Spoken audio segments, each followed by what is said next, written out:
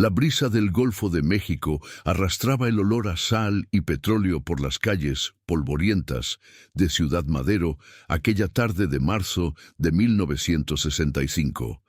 Las nubes grises se acumulaban sobre el horizonte mientras Mercedes Villarreal caminaba apresuradamente por la avenida principal, sujetando con fuerza la mano de su hija Lucía, de apenas 7 años.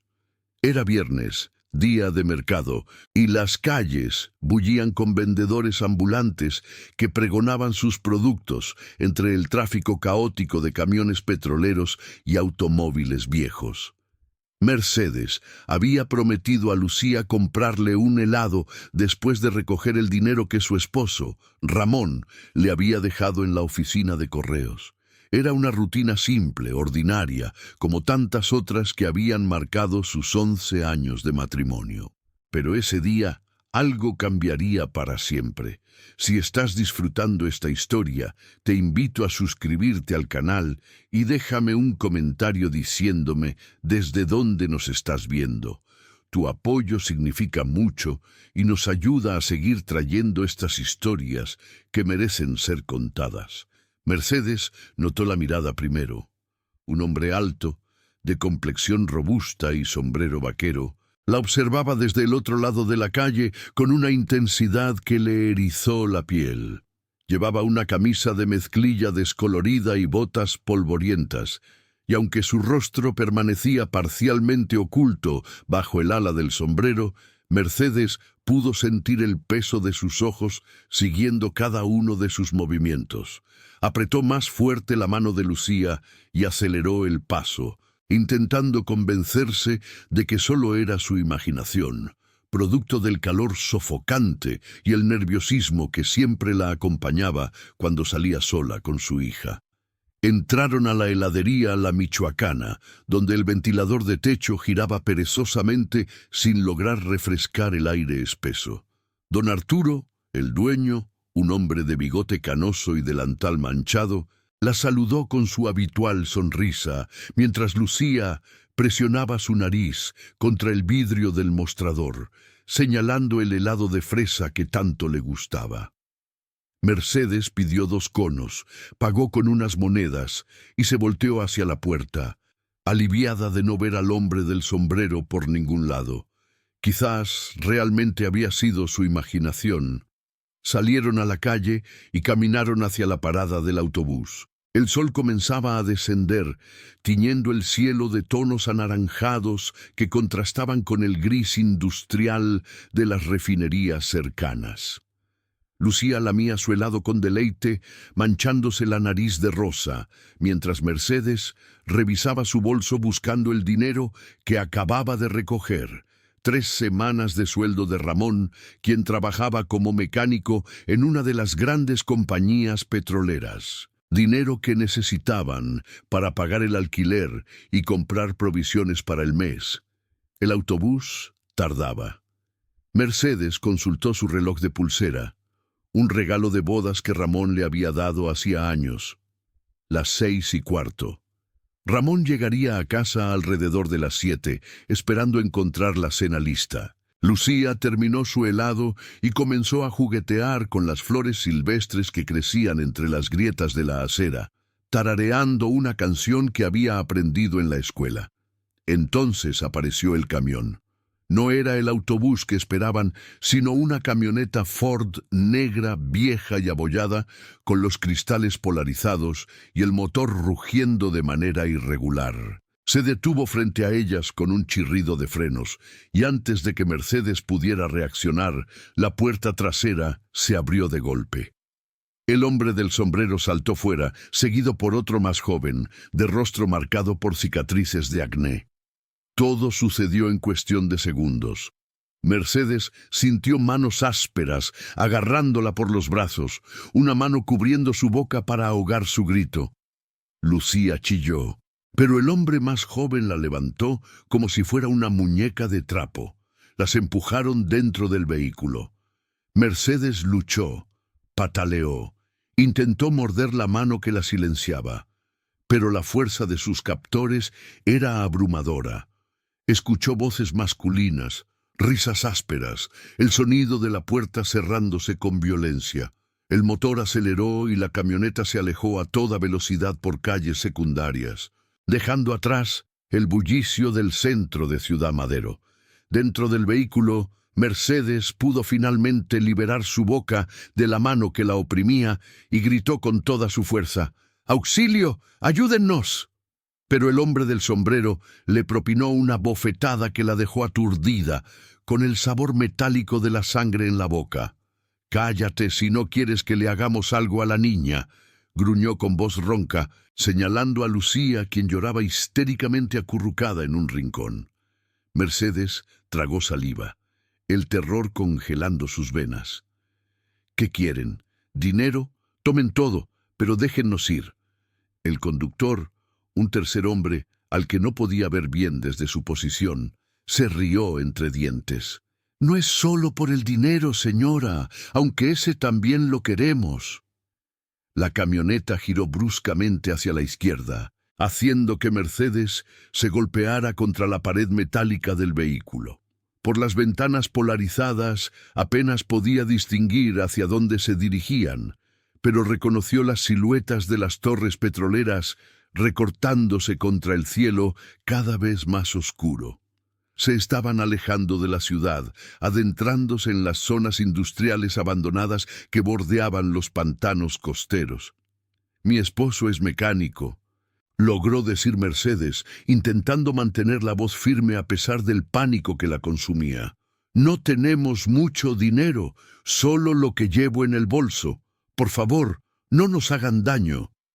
El hombre del sombrero rebuscó en el bolso de Mercedes y sacó el sobre con el dinero. Lo contó rápidamente, frunciendo el ceño.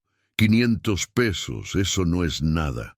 «Es todo lo que tenemos», suplicó Mercedes, abrazando a Lucía contra su pecho.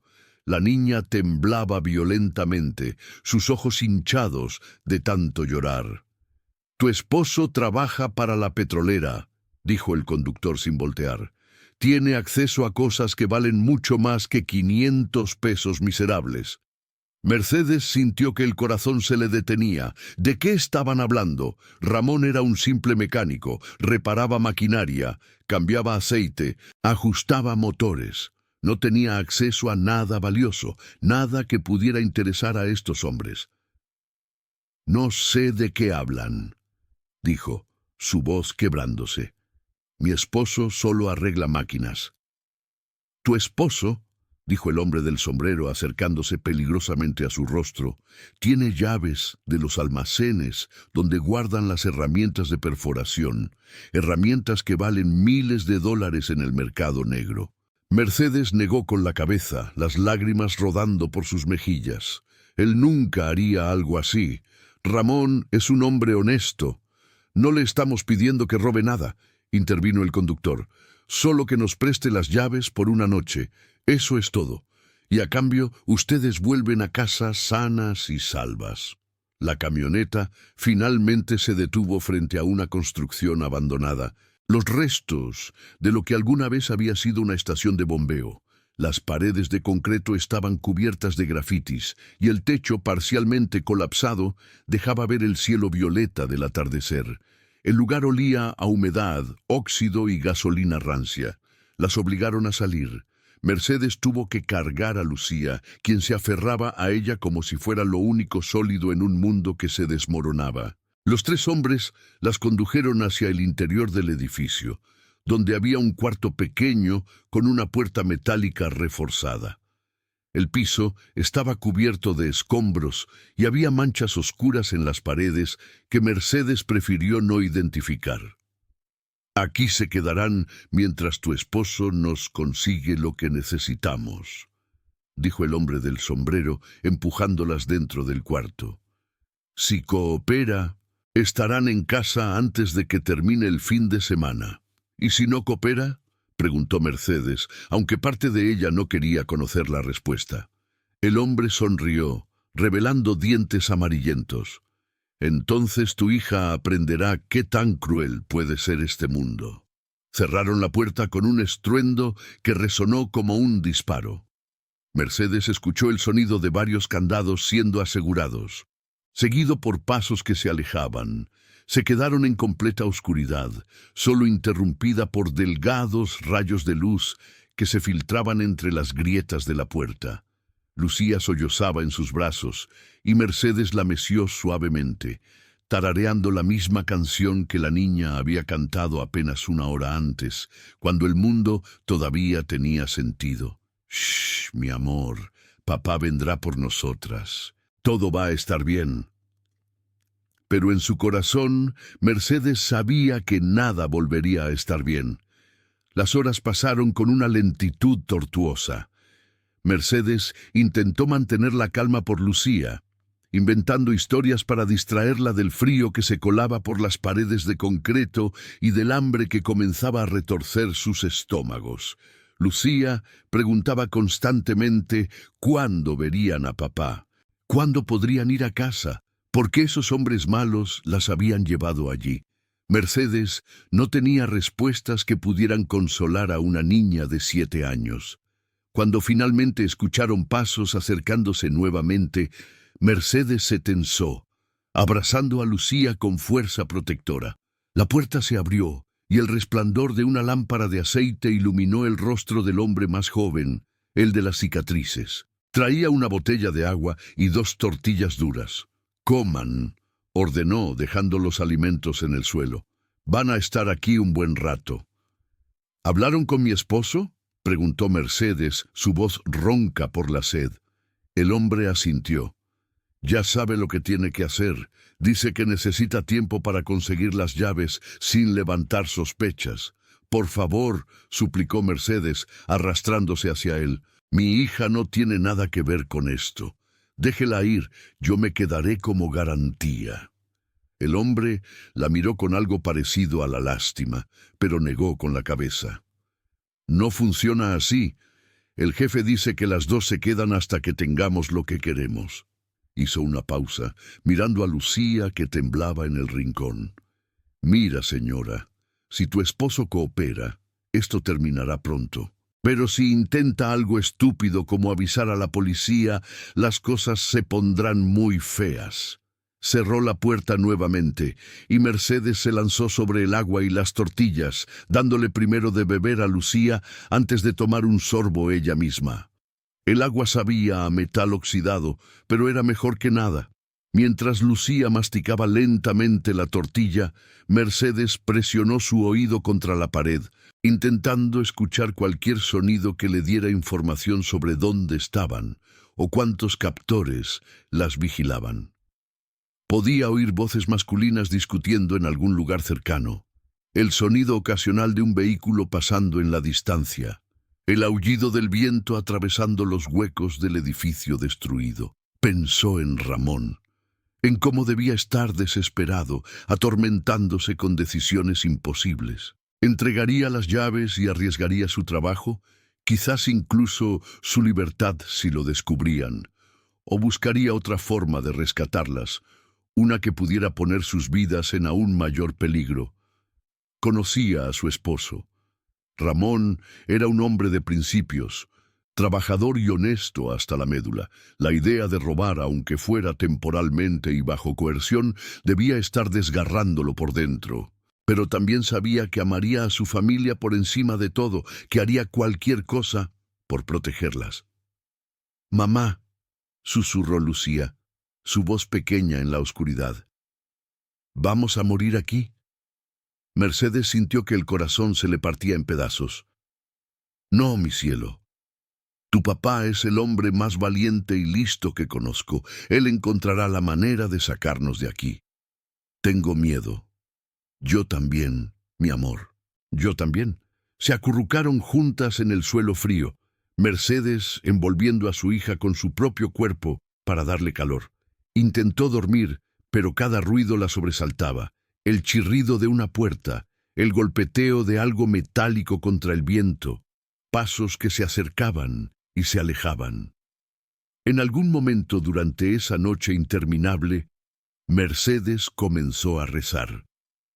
No era particularmente religiosa, pero en ese momento, encerrada en la oscuridad con su hija aterrorizada, Necesitaba creer en algo más grande que ella misma. Recitó las oraciones que su abuela le había enseñado cuando era niña, susurrándolas como un mantra contra el miedo que amenazaba con consumirla. Padre nuestro que estás en los cielos. El amanecer llegó sin que pudieran verlo directamente, solo notado por el cambio sutil en la calidad de la luz que se filtraba por las grietas. Mercedes escuchó voces elevadas fuera de su prisión, una discusión acalorada. Reconoció la voz del hombre del sombrero, pero había otra voz también, más suave, que parecía estar argumentando algo. La puerta se abrió bruscamente. El hombre del sombrero entró, su rostro contorsionado en una expresión de furia. «Tu esposo está jugando con nosotros», escupió, acercándose amenazadoramente a Mercedes. «Dice que no puede conseguir las llaves, que hay demasiada seguridad. ¿Crees que somos estúpidos?» Mercedes se levantó rápidamente, colocándose entre él y Lucía. «No está mintiendo. Ramón nunca mentiría sobre algo así. Si dice que no puede, es porque es verdad». El hombre la agarró por el cabello, tirando de su cabeza hacia atrás. Mercedes gritó de dolor, pero se negó a mostrar el terror que la paralizaba. «Entonces, dile que encuentre otra manera. Tenemos contactos en la policía, sabemos que no ha ido a las autoridades todavía. Eso es inteligente de su parte. Pero si no nos consigue esas llaves para mañana a esta hora, empezaremos a mandarte a tu hija de regreso en pedazos». «No». Mercedes se retorció en su agarre, lágrimas de desesperación rodando por su rostro. «Por favor, ella solo es una niña. No tiene nada que ver con esto». El hombre la soltó con un empujón que la hizo caer al suelo. «Entonces, más vale que tu esposo entienda lo que está en juego». Se volteó hacia la puerta, pero antes de salir, añadió: «Y ni se te ocurra intentar escapar. Tenemos gente vigilando cada centímetro de este lugar». Cuando se quedaron solas nuevamente, Mercedes abrazó a Lucía, quien había presenciado todo con ojos desorbitados, demasiado asustada incluso para llorar. Mercedes revisó cada centímetro del cuarto, buscando alguna vía de escape, alguna debilidad en las paredes o la puerta, pero la construcción, aunque antigua, era sólida. La puerta metálica no tenía manija por dentro, y las paredes de concreto eran demasiado gruesas para romper. Estaban completamente atrapadas.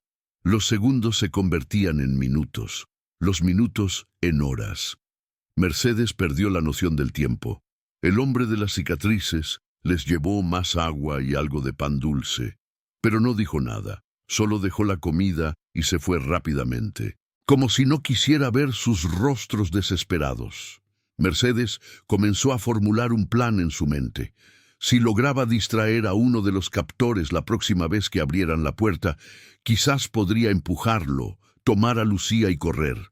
Era un plan desesperado, con pocas probabilidades de éxito, pero era mejor que quedarse esperando pasivamente su destino. Cuando escuchó pasos acercándose nuevamente esa tarde, Mercedes se preparó.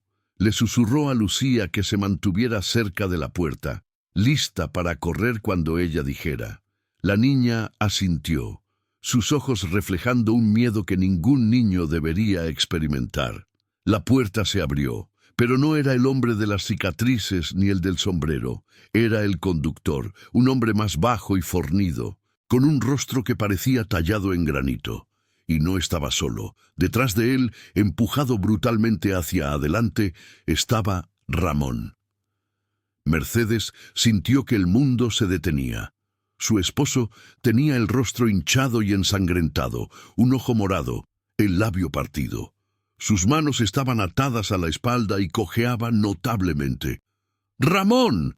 Mercedes corrió hacia él, pero el conductor la detuvo con un brazo que parecía de acero. «Trajimos a tu esposo para que vean que no estamos jugando», dijo el hombre con voz monótona. «Le dimos una pequeña demostración de lo que pasará si sigue siendo tan necio». Ramón levantó la vista, sus ojos encontrando los de Mercedes a través de la hinchazón. Lo siento, susurró con voz quebrada. Lo siento tanto. Tú no tienes que disculparte. Mercedes intentó acercarse, pero el agarre del hombre no cedía. No es tu culpa. Papá. Lucía corrió hacia su padre, abrazándose a sus piernas. Ramón se inclinó torpemente, besando la cabeza de su hija a pesar de las manos atadas. El hombre del sombrero apareció detrás de Ramón, empujándolo más adentro del cuarto. Última oportunidad, mecánico. O consigues esas llaves, o tu familia paga el precio de tu terquedad. Ramón enderezó la espalda tanto como pudo, mirando al hombre directamente a los ojos. Les he dicho la verdad. No tengo acceso directo a esas llaves. Están en la oficina del supervisor, en una caja fuerte que solo él puede abrir. Entonces, róbale las llaves de la caja fuerte, gruñó el hombre. Eso es imposible. Las lleva siempre consigo. Nada es imposible si estás suficientemente motivado. Ramón apretó la mandíbula, la frustración y el miedo luchando en su rostro magullado. Hay otra opción, dijo finalmente, su voz apenas un susurro. Conozco una forma de entrar al almacén sin las llaves. Una ventana en la parte trasera que no cierra bien. Podría abrirla desde adentro. Los captores intercambiaron miradas. El hombre del sombrero sonrió lentamente. Ahora estamos llegando a algún lado. Mañana por la noche, cuando termine tu turno, nos llevarás a ese almacén. Si intentas algo, si avisas a alguien, recibirás los dedos de tu hija por correo. Mercedes sintió que las rodillas le fallaban, pero se obligó a mantenerse de pie. Ramón asintió lentamente, derrotado. Bien, dijo el conductor, empujando a Ramón hacia la salida. Ahora vuelve a casa, limpia esa cara y prepárate para hacer lo que tienes que hacer. Esperen. Ramón se resistió, volteándose hacia su familia. Dejen que mi esposa y mi hija vengan conmigo. Yo haré lo que piden, pero déjenlas ir. El hombre del sombrero se rió secamente. Y perder nuestra única garantía de que cumplirás. No somos tan tontos, mecánico. Ellas se quedan aquí hasta que tengamos lo que queremos. Arrastraron a Ramón fuera del cuarto a pesar de sus protestas. Mercedes alcanzó a verlo mirar hacia atrás una última vez, sus ojos llenos de una angustia que la atravesó como un cuchillo. Entonces la puerta se cerró nuevamente y el sonido de los candados resonó como una sentencia final. Mercedes se desplomó en el suelo, abrazando a Lucía mientras ambas lloraban. Habían visto a Ramón, sabían que estaba vivo, pero eso solo hacía la situación más real, más terrible. Su esposo, un hombre bueno que nunca había hecho daño a nadie, estaba siendo forzado a convertirse en criminal para salvar a su familia. ¿Por qué le pegaron a papá?, sollozó Lucía, su voz rota por el llanto. ¿Por qué son tan malos? Mercedes no tenía respuestas. Solo podía abrazar a su hija y rezar para que Ramón pudiera darles lo que querían sin ser capturado, sin arruinar su vida en el proceso. Esa noche fue la más larga de todas. Mercedes apenas durmió, su mente reproduciendo constantemente escenarios terribles. ¿Y si Ramón era descubierto? ¿Y si lo arrestaban? ¿Qué harían estos hombres con ellas entonces? ¿Simplemente las matarían para eliminar testigos? El día siguiente pasó en una agonía de espera. El hombre de las cicatrices les llevó comida 2 veces, pero no dijo nada sobre Ramón o el plan. Mercedes intentó preguntarle, pero él solo negó con la cabeza y se fue rápidamente. La tarde se convirtió en noche. Mercedes podía sentir la tensión emanando de las paredes mismas del edificio. Los captores estaban nerviosos también, podía escucharlos moverse con más frecuencia, sus voces más elevadas al discutir. Entonces, cerca de la medianoche, escucharon el sonido de vehículos llegando, voces masculinas gritando órdenes, el rugido de motores. Mercedes presionó su oído contra la puerta, intentando descifrar qué estaba sucediendo. Un disparo, después otro. Mercedes sintió que el corazón se le salía del pecho. Lucía gritó y ella la cubrió con su cuerpo, protegiéndola instintivamente aunque no sabía de qué. Más disparos, gritos, el sonido de puertas siendo derribadas. «Policía Federal, tiren sus armas». Mercedes sintió una explosión de alivio y terror simultáneamente. La policía. Ramón había ido a la policía después de todo, pero ¿qué significaba eso para ellas? ¿Los secuestradores cumplirían sus amenazas antes de ser capturados? Escuchó pasos corriendo cerca de su puerta. Algo golpeó el metal con fuerza. Después silencio. Un silencio terrible que se extendió por lo que parecieron horas, pero probablemente fueron solo segundos. «Hay gente encerrada aquí». La voz de Ramón, desesperada, suplicante. «Mi esposa y mi hija están adentro». El sonido de herramientas golpeando los candados. Mercedes se apartó de la puerta, abrazando a Lucía, ambas temblando incontrolablemente. La puerta finalmente cedió, abriéndose de golpe. La luz de varias linternas la cegó momentáneamente. Mercedes levantó una mano para proteger sus ojos, y entonces una figura familiar se arrojó hacia ella. Era Ramón.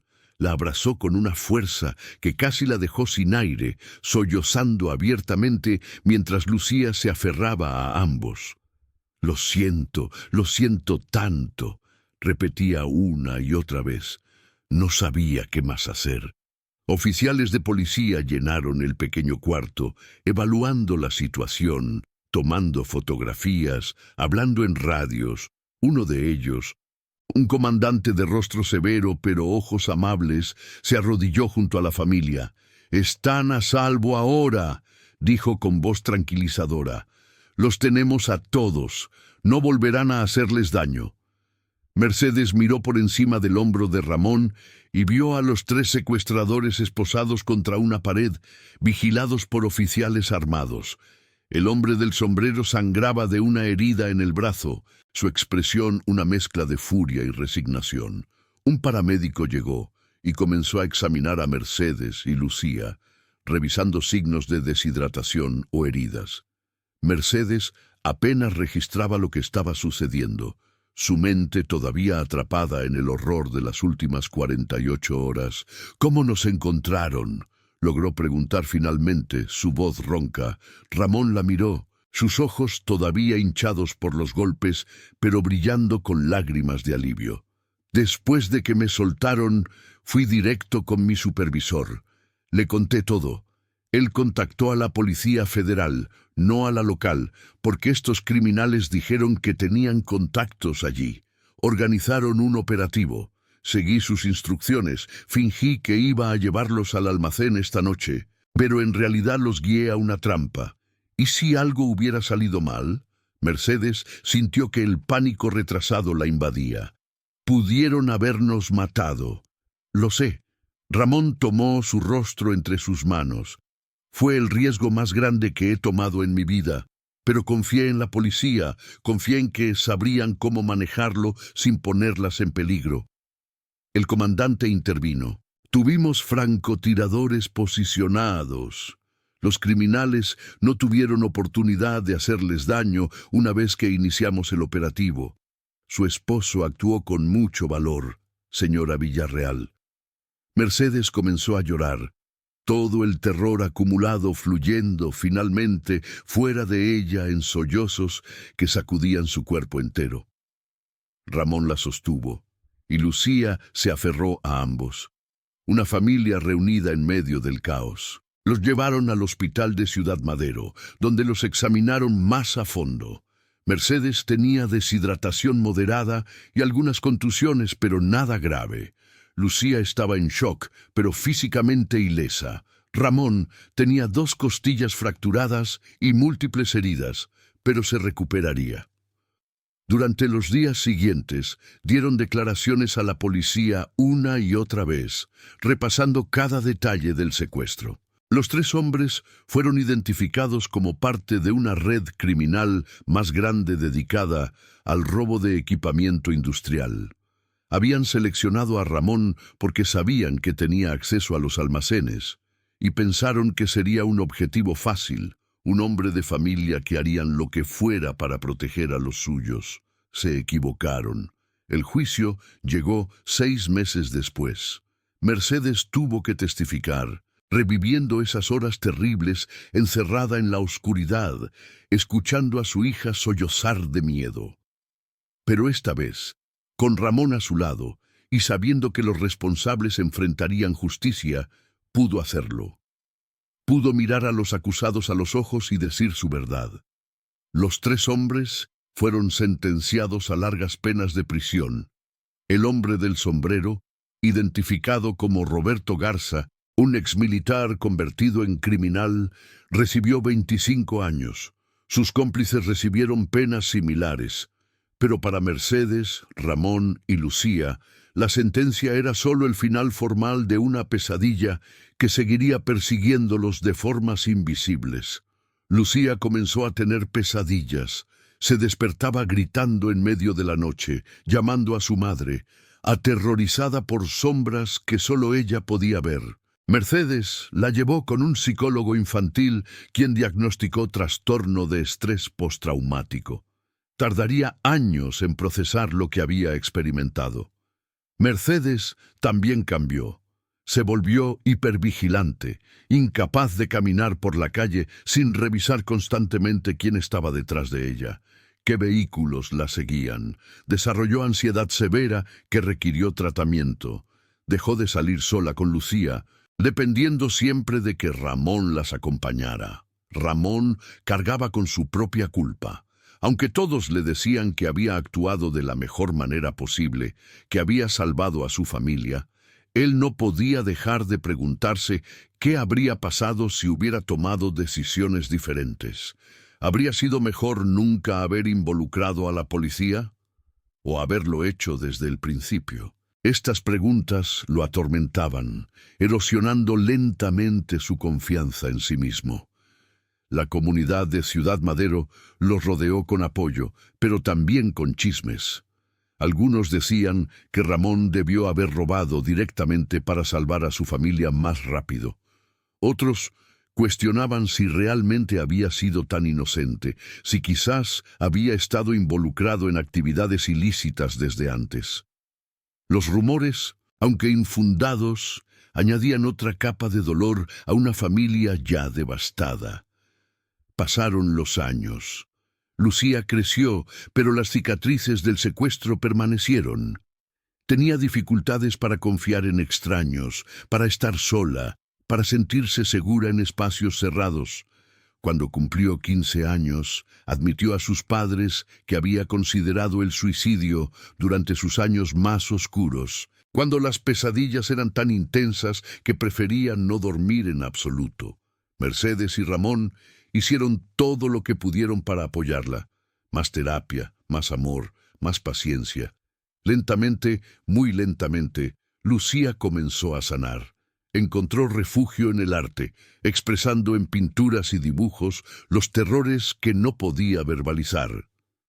Sus obras eran oscuras, pero poderosas, reflejando una comprensión del sufrimiento humano que pocas personas de su edad poseían. Para 1980, 15 años después del secuestro, la familia Villarreal había encontrado una nueva normalidad. No era la vida que habían tenido antes. Esa inocencia estaba irrevocablemente perdida, pero era una vida, una que habían reconstruido pieza por pieza desde las cenizas del trauma. Ramón seguía trabajando como mecánico, aunque en una compañía diferente. Mercedes había abierto una pequeña tienda de costura en su casa, encontrando paz en el trabajo manual y en el control que le daba sobre su entorno. Lucía estaba estudiando arte en la universidad, determinada a usar sus experiencias para crear algo significativo, algo que pudiera ayudar a otros que hubieran pasado por traumas similares. Y sin embargo, había una pieza faltante en su historia. Una pregunta que nunca había sido respondida completamente. Los 3 secuestradores habían sido capturados y encarcelados, sí, pero las investigaciones posteriores revelaron que eran solo soldados en una organización más grande. Alguien más había ordenado el secuestro, alguien con conexiones más profundas en el mundo del crimen organizado en Tamaulipas. Ese alguien nunca había sido identificado, nunca había enfrentado justicia. La policía había cerrado el caso como resuelto, satisfecha con haber capturado a los perpetradores directos. Pero para Mercedes, la idea de que el verdadero cerebro detrás de su pesadilla seguía libre era una herida que no sanaba. En 1995, 30 años después del secuestro, Mercedes recibió una carta. Llegó sin remitente, el sello postal borroso. Dentro había solo una fotografía antigua en blanco y negro y una nota escrita a mano con letra temblorosa. La fotografía mostraba a 4 hombres parados frente a una refinería petrolera. 3 de ellos eran los secuestradores que había reconocido en el juicio. El cuarto era un hombre mayor, bien vestido, con un rostro que le parecía vagamente familiar, pero que no podía ubicar. La nota decía: "El verdadero responsable sigue entre ustedes. Busquen en las sombras de los poderosos. Un testigo anónimo". Mercedes sintió que el suelo se movía bajo sus pies. Después de 3 décadas, cuando finalmente había logrado alcanzar algo parecido a la paz, el pasado volvía a llamar a su puerta. Le mostró la carta a Ramón, quien se puso pálido al verla. ¿Quién enviaría esto? ¿Y por qué ahora? Mercedes no tenía respuestas, pero sí tenía una decisión que tomar. ¿Dejaba que el pasado siguiera siendo pasado? ¿O finalmente buscaba la verdad completa sin importar lo que eso significara? Esa noche, mientras Ramón dormía inquieto a su lado, Mercedes se quedó despierta mirando la fotografía bajo la luz de la luna que entraba por la ventana. El cuarto hombre en la imagen tenía una sonrisa confiada, la postura de alguien acostumbrado al poder. Sus ojos, incluso en la fotografía borrosa, emanaban una frialdad que la hizo estremecerse. ¿Quién era? ¿Y por qué alguien querría que ella lo supiera ahora? Decidió que necesitaba respuestas. Al día siguiente, Mercedes fue a la biblioteca municipal y comenzó a revisar archivos de periódicos de 1965, buscando cualquier cosa relacionada con la industria petrolera, con crímenes organizados, con personas de poder en Ciudad Madero. Le tomó semanas, pero finalmente encontró algo. Un artículo de Sociedad de marzo de 1965, justo semanas antes del secuestro. Mostraba una gala de caridad organizada por ejecutivos de la petrolera. Y allí, en la segunda fila de una fotografía grupal, estaba él, el cuarto hombre de la foto que había recibido. El pie de foto lo identificaba como Arturo Mendoza, subdirector de operaciones de una de las principales compañías petroleras de la región. Mercedes sintió que el corazón se le aceleraba. Arturo Mendoza. El nombre resonaba en su memoria, pero no podía ubicar por qué. Investigó más, visitando archivos municipales, hablando con personas que habían trabajado en la industria en esa época. Las piezas comenzaron a unirse lentamente. Mendoza había sido un ejecutivo poderoso, pero también notoriamente corrupto, aunque nunca había sido formalmente acusado de nada. Había rumores de su participación en el mercado negro de equipamiento industrial, de sobornos a funcionarios, de conexiones con el crimen organizado, pero siempre se había mantenido justo fuera del alcance de la ley, protegido por sus influencias y dinero. En 1970, 5 años después del secuestro de Mercedes, Mendoza había sido transferido a otra región. Había continuado su carrera ascendente, eventualmente retirándose en 1985 con una pensión generosa y su reputación oficialmente intacta. Mercedes descubrió que Mendoza todavía vivía, ahora con 82 años, en una casa lujosa en Tampico. Nunca había sido investigado en conexión con el secuestro de 1965. Su nombre ni siquiera había surgido durante el juicio. Con esta información, Mercedes fue a la fiscalía. Le mostraron la carta anónima. la fotografía, las conexiones que había descubierto. El fiscal asignado a su caso, un joven abogado llamado García, escuchó con interés pero también con escepticismo. «Señora Villarreal», dijo cuidadosamente, «entiendo su deseo de justicia, pero han pasado 30 años. La evidencia que tiene es circunstancial en el mejor de los casos. Una fotografía no prueba participación en un crimen». «Pero puede investigar», insistió Mercedes. «Puede interrogarlo, verificar sus finanzas de esa época, buscar conexiones con los hombres que fueron condenados». García suspiró. «Mire, el caso fue cerrado oficialmente hace décadas.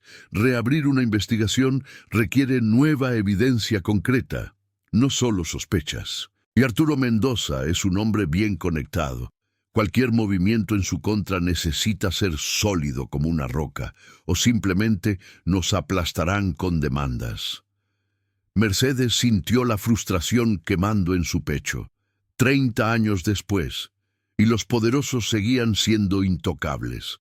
Pero no se rindió. Si el sistema legal no la ayudaría, encontraría otra manera. Comenzó a investigar por su cuenta, hablando con expolicías retirados, con trabajadores petroleros de esa época, con cualquiera que pudiera tener información sobre Mendoza y sus actividades en 1965.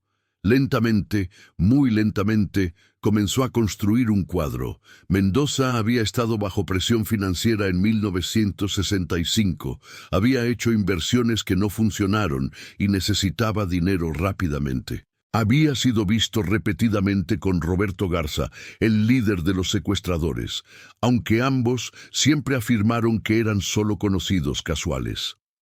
Más revelador aún, Mercedes descubrió que Ramón no había sido la única persona relacionada con la industria petrolera que había sido víctima de crímenes similares en ese periodo. Había habido al menos 3 casos más de secuestros o robos dirigidos a trabajadores con acceso a materiales valiosos. Todos esos casos compartían el mismo patrón, la misma metodología. Y en cada uno, las investigaciones habían chocado contra muros de burocracia y falta de evidencia. Era un patrón, un sistema, y Mendoza había estado en posición perfecta para orquestar todo desde las sombras. Mercedes compiló toda su investigación en un dossier detallado. Lo llevó no solo al fiscal García, sino también a periodistas, a activistas de derechos humanos, a cualquiera que quisiera escuchar. Ramón la apoyaba, aunque estaba preocupado por la obsesión de su esposa y por cómo esto estaba afectando su salud. «Mercedes», le dijo una noche, mientras ella seguía revisando documentos a altas horas de la madrugada, «tal vez es hora de dejarlo ir. Hemos reconstruido nuestras vidas. ¿Vale la pena arriesgarlo todo de nuevo?» Mercedes levantó la vista, sus ojos ardiendo con una determinación que no había tenido en años. «Ese hombre destrozó nuestra familia. Traumatizó a nuestra hija de una manera que la marcó para siempre, y ha vivido toda su vida sin consecuencias, probablemente destruyendo a otras familias en el proceso. ¿Cómo puedo dejarlo ir sabiendo eso?» Ramón no tenía respuesta para eso. La presión pública eventualmente obligó a las autoridades a actuar. En 1998, 33 años después del secuestro original, la Fiscalía finalmente abrió una investigación formal sobre Arturo Mendoza. Fue un proceso lento y lleno de obstáculos. Los abogados de Mendoza lucharon cada paso del camino, argumentando que la investigación era una cacería de brujas basada en evidencia circunstancial y prejuicios contra un hombre de éxito. Pero Mercedes no cedió.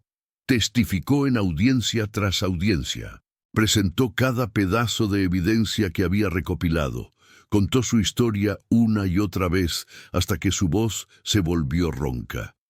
Lucía, ahora una mujer de 40 años y artista reconocida, también testificó sobre el impacto duradero del secuestro en su vida.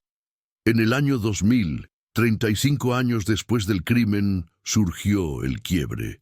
Uno de los secuestradores originales, el hombre de las cicatrices, ahora un anciano enfermo en prisión, decidió hablar.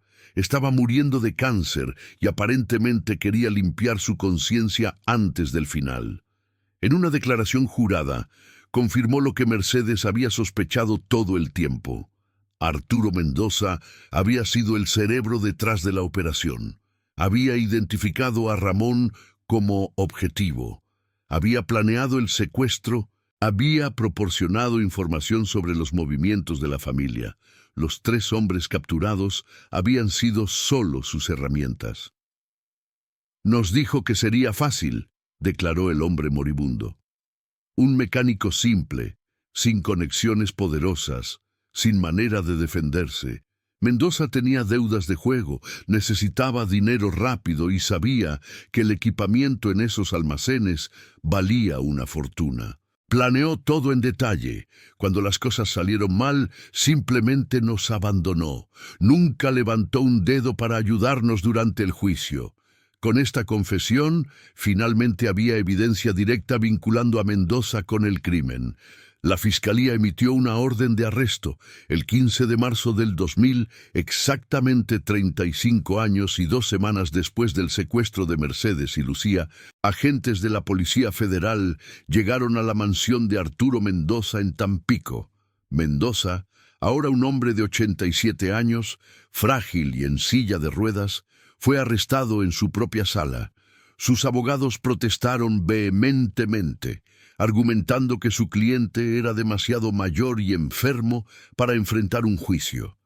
Pero las víctimas también habían envejecido, también habían sufrido, y merecían justicia sin importar cuánto tiempo hubiera pasado.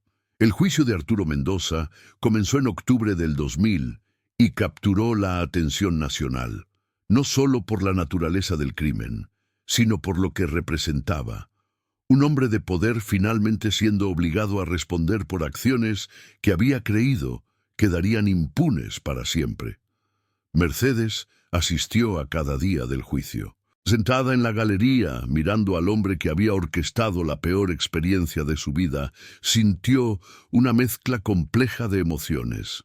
Satisfacción por ver justicia siendo servida finalmente, pero también una profunda tristeza por todo el tiempo perdido, por las décadas que este hombre había vivido en libertad mientras ella y su familia cargaban con el trauma. El veredicto llegó en diciembre del 2000, culpable de secuestro, conspiración y múltiples cargos relacionados. Dado su edad y condición de salud, Mendoza fue sentenciado a prisión domiciliaria con monitoreo constante, el máximo permitido bajo las circunstancias. Para muchos fue una victoria a medias. Mendoza no pisaría una celda tradicional. Pero para Mercedes, el simple hecho de que su culpa fuera reconocida oficialmente, que su nombre quedara manchado públicamente, que finalmente tuviera que admitir lo que había hecho, era suficiente. Después del juicio, Mercedes dio una declaración a la prensa reunida fuera del juzgado. Con Ramón a su lado y Lucía sosteniendo su mano, habló con una voz clara que no temblaba. 35 años es mucho tiempo para esperar justicia, dijo. Hubo momentos en que pensé que nunca llegaría, que los poderosos siempre ganarían, pero aprendí que la verdad tiene su propia fuerza. Puede tardar décadas en emerger, pero eventualmente lo hace. Mi hija perdió su infancia por las acciones de ese hombre. Mi familia fue destrozada y tuvo que ser reconstruida pieza por pieza. Ninguna sentencia puede devolvernos lo que nos quitaron, pero saber que él finalmente tuvo que responder, que su nombre quedará asociado con el crimen que cometió, nos da una medida de paz. Las cámaras centellearon, los periodistas gritaron preguntas, pero Mercedes simplemente tomó la mano de su esposo y se alejó con su familia, dejando atrás décadas de lucha. Arturo Mendoza murió 2 años después, en 2002, bajo arresto domiciliario. Su muerte apenas fue notada fuera de pequeños círculos. No hubo elogios, no hubo obituarios gloriosos. Simplemente se fue, un hombre que había vivido mucho tiempo pero cuyo legado quedó definido por sus crímenes. Para la familia Villarreal, su muerte representó el cierre final de un capítulo que había dominado más de la mitad de sus vidas. Mercedes tenía 72 años ahora, Ramón 75 y Lucía 42. Habían dedicado décadas a buscar justicia y finalmente la habían encontrado. Lucía usó su experiencia para crear una serie de pinturas titulada 35 años de sombras, que fue exhibida en galerías de todo México. Las obras exploraban temas de trauma, justicia retrasada y la resiliencia del espíritu humano. Fueron aclamadas críticamente y ayudaron a iniciar conversaciones sobre casos fríos y la importancia de nunca dejar de buscar la verdad.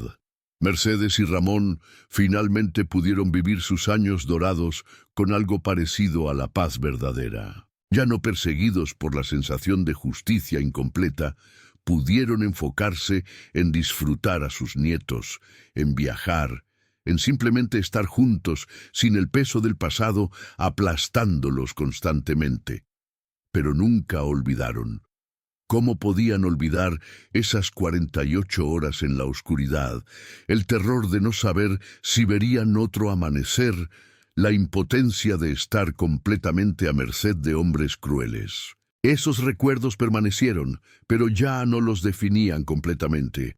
En 2015, 50 años después del secuestro original, la familia Villarreal fue invitada a hablar en una conferencia sobre casos fríos y justicia retrasada. Mercedes, ahora de 85 años y usando un bastón, subió al podio y compartió su historia con una audiencia de investigadores, fiscales y víctimas de otros crímenes. Nuestra historia demuestra que el tiempo no borra la culpa, dijo con voz todavía fuerte a pesar de su edad, que los poderosos no son intocables si las víctimas se niegan a ser silenciadas. Tardó 35 años, pero finalmente vimos justicia. Y si nosotros pudimos lograrlo, otros también pueden. Nunca pierdan la fe, nunca dejen de luchar. La verdad eventualmente prevalecerá. Recibió una ovación de pie que duró varios minutos. Entre la audiencia había docenas de familias con sus propios casos fríos, sus propias búsquedas de justicia. La historia de los Villarreal les dio algo que habían perdido: esperanza.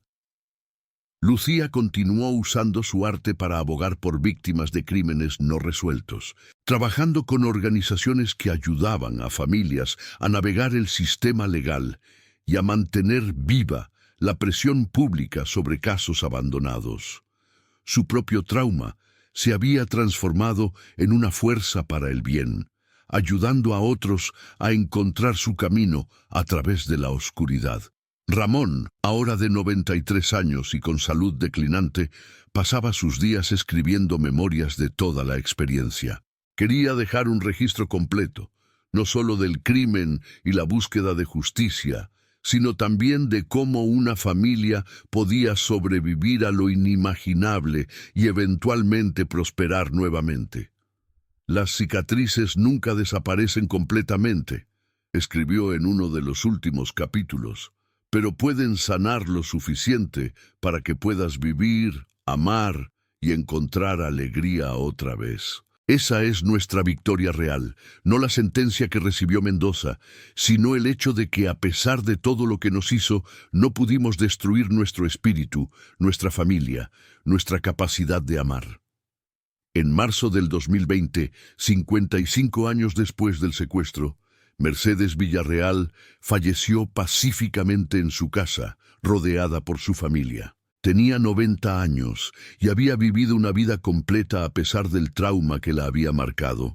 En su funeral, docenas de personas que ella había inspirado con su historia vinieron a presentar sus respetos. Ramón la siguió 6 meses después, incapaz de imaginar la vida sin la mujer que había estado a su lado durante 67 años de matrimonio. Fueron enterrados juntos en el cementerio de Ciudad Madero. bajo un árbol de mezquite que proporcionaba sombra contra el sol de Tamaulipas. Lucía, ahora de 62 años y abuela ella misma, continuó contando la historia de sus padres. Se aseguró de que su legado no fuera solo sobre victimización, sino sobre resistencia, sobre la negativa a dejar que el mal triunfara silenciosamente.